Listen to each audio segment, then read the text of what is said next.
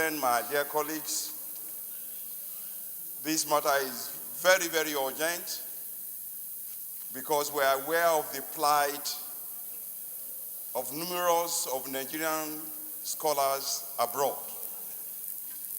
These are students who got scholarships from the federal government of Nigeria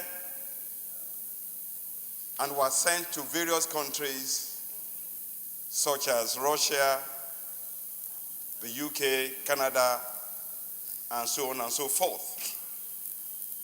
A very strong delegation from this Senate was in Russia, and as part of our visit there, we had the privilege to meet with Nigerians living in Russia, a good proportion of whom are actually Nigerian scholars, students who got scholarship, either the presidential scholarship or the PTDF scholarship to go and study abroad.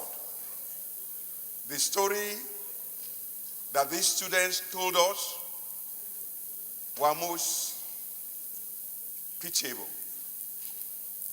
They regaled us with endless stories of suffering because their stipend and tuition have not been paid.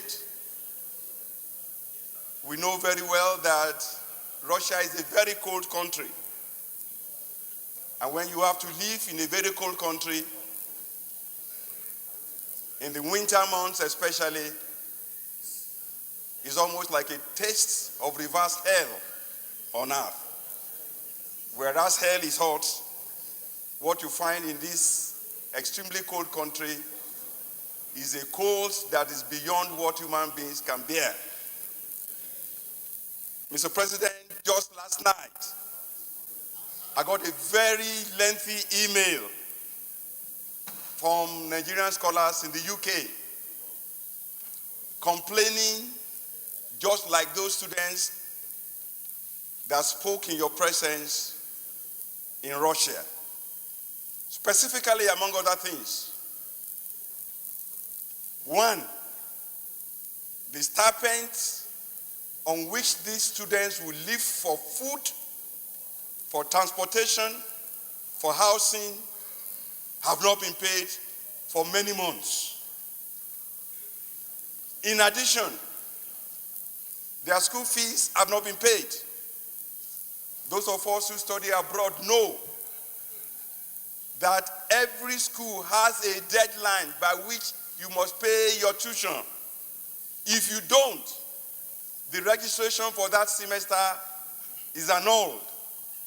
And so you are just staying there without being able to fulfill the purpose for which you went to that country. And you went with the blessing of your own country, in this case of the federal government of Nigeria, acting through appropriate agency such as the TED Fund, the PDF, and of course, the NUC. This has become most embarrassing to our republic. I don't think that this is an issue that we can allow to continue. And I want to pray that we should have just one resolution.